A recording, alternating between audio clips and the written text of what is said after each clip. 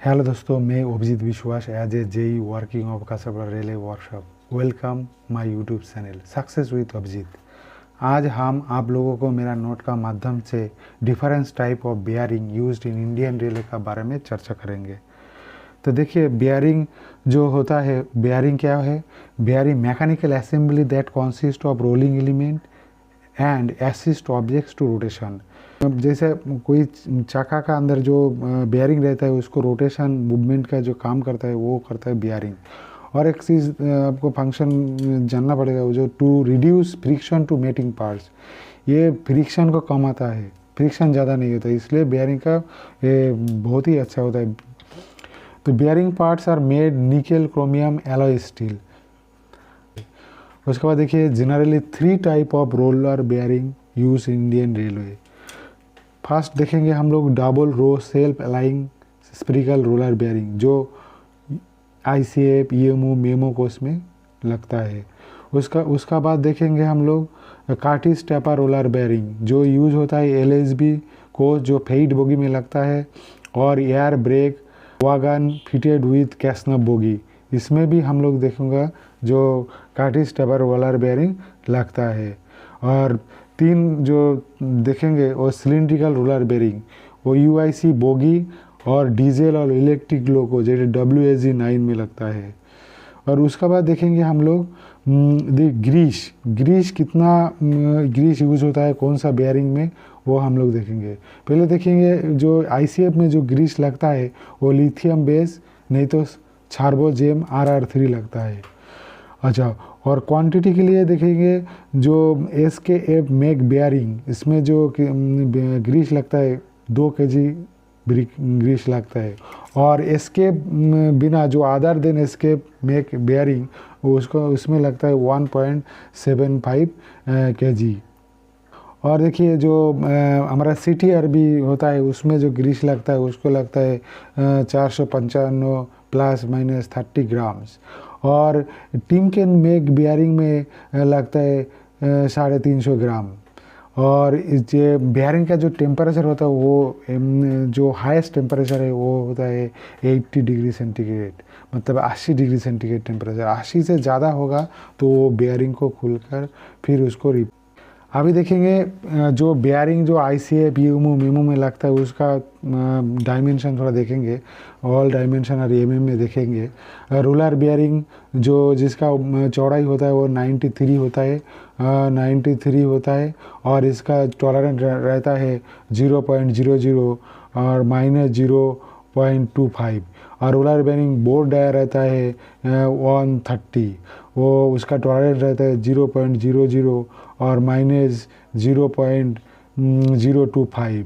और rolling bearing outer dia जो होता है वो रहता है 280 मिलीमीटर और उसका टॉलरेंस होता है 0.00 -0.035। और एक्सेल बॉक्स जो हाउसिंग लगता है उसका बोर्ड डाया होता है 280 और उसका टॉलरेंस रहता है 0.30 + 0.052। अभी देखेंगे हम लोग फॉर ईएमओ मोटर कोच और एचसीसी कोच में जो बेयरिंग लगता है उसका चौड़ाई देखेंगे 102 मिलीमीटर और जो 0.00 और -0.25 उसका टॉलरेंस होता है। और उसका बोर्ड डायमीटर कितना होता है 140 होता है और 0.0 और -0.025 टॉलरेंस होता है। और रोलर बेयरिंग जो आउटर डाया होता है वो 300 मिलीमीटर होता है और उसका जो टॉलरेंस होता है 0.00 -0.035 होता है। और एक्सेल बॉक्स जो लगता है उसका आउटर जो हाउसिंग बोर्ड डाया होता है वो होता है 300 मिलीमीटर, उसका टॉलरेंस होता है टॉलरेंस प्लस में ही रहता है वो 0.30 + 0.052। अभी हम लोग देखेंगे radial clearance of roller bearing, जब यूज़ होता है हमारा रोलर बेयरिंग, तो हमारा जो मेटिंग जो बेयरिंग का जो रोलर रहता है वो इनर रेस और आउटर रेस का जो मिडिल में, तो अब वो जो बेयरिंग रोलर में थोड़ा सा गैप रखना ज़रूरी है, क्योंकि नहीं तो वो रोलर ठीक से वहाँ पर रोलिंग नहीं होगा। तो इसके लिए हमारा जो रोलर बेयरिंग का जो गैप रहता है वो बहुत ही कम रहता है, वो 1 मिलीमीटर से कम रहता है, वो माइक्रोमीटर में रहता है। तो वो हम लोग जो पता लगाता है वो फिलर गेज से पता लगाता है। फिलर गेज क्या है? फिलर गेज है to measure the clearance between two parts और वेरी स्मॉल गैप, जो जैसे बेयरिंग में एसकेएफ जो बेयरिंग कंपनी जो बेयरिंग बनाता है उसका रेडियल क्लियरेंस होता है 0.105 टू 0.296 मिलीमीटर।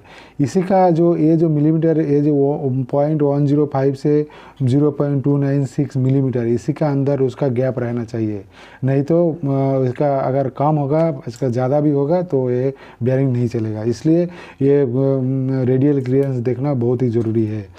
उसके बाद देखिए NBC ऑब्लिक NBC और नहीं तो NEI कंपनी जो बेयरिंग बनाता है उसका जो रेडियल क्लियरेंस होता है वो 0.080 टू 0.190 मिलीमीटर होता है। ये एग्ज़ाम पॉइंट से भी से वेरी इंपॉर्टेंट है, एग्ज़ाम में डायरेक्ट पूछता है रेडियल क्लियरेंस क्या है ये कंपनी का। तो FAG और नॉर्मा जो कंपनी होता है उसका होता है 0.080 टू 0.185 मिलीमीटर। अभी देखेंगे radial clearance in check with filler gauge as following. हम लोग को वो तो रहना ही चाहिए, फिर उसका बाद फिर हम लोग को चेक करना है। जो क्या चेक करना है, जैसे देखिए नया जो बेयरिंग आता है वो जब हम लोग बेयरिंग जब जर्नल में घुसाने का पहले और जर्नल में घुसाने के बाद में, जैसे अनमाउंटेड पोजीशन में क्या क्लियरेंस होना चाहिए, माउंटेड कंडीशन में क्या क्लियरेंस होना चाहिए, वो हम लोग देखेंगे। अभी ये एग्ज़ाम में पूछता है। NBC का जो कंपनी बनाता है उसका न्यू बेयरिंग में जो रहता है 0.145 0.190, और इन सर्विस जब सर्विस होगा तो अब उसका मैक्सिमम जो रहता है वो रहता है 0.295। ये एग्जाम में पूछता है। और जो माउंटेड कंडीशन में जब रहता है न्यू बेयरिंग वो 0.80 से 0.160, और इन सर्विस जब वो इन सर्विस में होता है उसका बाद 0.245 मैक्सिमम होता है। उसके बाद FAG और नरमा कंपनी उसका 0.145 से 0.190 न्यू बेयरिंग में सेम रहता है, और मैक्सिमम में होता है देखिए 0.270 मैक्सिमम, और जो माउंटेड पोजीशन में होता है माउंटेड कंडीशन में 0.080 से 0.160, और मैक्सिमम में थोड़ा सा कम होता है 0.220 होता है। अभी देखिए SKF company making bearing maximum permissible radial clearance in service वो जो है 0.33 मिलीमीटर। अभी देखिए interference value regarding fitment of roller bearing. जब हम लोग रोलर बेयरिंग फिट करता है जर्नल में, तब तो हम लोगों को थोड़ा इंटरफेरेंस वैल्यू देखना पड़ता है।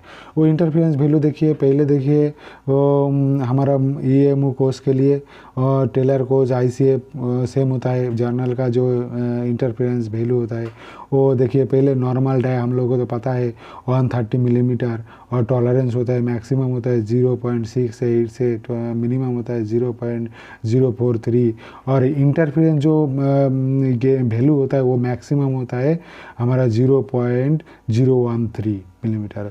और जर्नल HCC कोच और मोटर कोच के लिए, HCC कोच और मोटर कोच के लिए देखिए नॉर्मल डाई होता है 140, और टॉलरेंस मैक्सिमम वही सेम 0.068 से मिनिमम 0.043, और मिनिमम देखिए थोड़ा सा कम होता है, वो होता है 0.043 मिलीमीटर। अभी देखेंगे हम लोग बेयरिंग डिफेक्ट। बेयरिंग में क्या क्या डिफेक्ट रहने से हम लोग बेयरिंग को कंडेम करता हूँ। पहले देखिए रेसर क्रैक होने से, उसके बाद देखिए फ्लैकिंग, उसके बाद देखिए रास्ट करोशन होने से, केस डैमेज होने से, इलेक्ट्रिक करंट डैमेज। देखिए इलेक्ट्रिक करंट डैमेज कैसे होता है, जैसे हम लोग कोच में जब वेल्डिंग करता हूँ तो वो वेल्डिंग के टाइम प्रॉपर आर्थिंग नहीं होने से हमारा जो वो आर्थिंग के लिए वो नीचे चला जाता है। जब नीचे किसका माध्यम से जाता है, और जब हमारा जो बेयरिंग लगता है एक्सेल में में वेसल के बेयरिंग होते हुए जाता है। तो अब वही जब हम लोग वही वेल्डिंग करते हो तो अब इलेक्ट्रिक शॉक होता है। वो इलेक्ट्रिक शॉक होने के बाद इलेक्ट्रिक करंट डैमेज होता है वो हमारा बेयरिंग का अंदर रोलर में। उसका बाद देखिए डिसकलरेशन। डिसकलरेशन कैसे होता है? डिसकलरेशन जब हमारा बेयरिंग में जब ज़्यादा हीट हो जाता है, हीट जनरेशन का बाद वो डिसकलरेशन होता है। उसके बाद एक स्मेरिंग। स्मेरिंग क्या है? ग्रीस लीकेज होता है। तो इसमें ग्रीस लीकेज होने के बाद थोड़ा थोड़ा ग्रीस निकलता है और बाहर से धूला नहीं तो वो जो बाबरी वो पकड़ लेता है, उसका बाद स्मेरिंग होता है।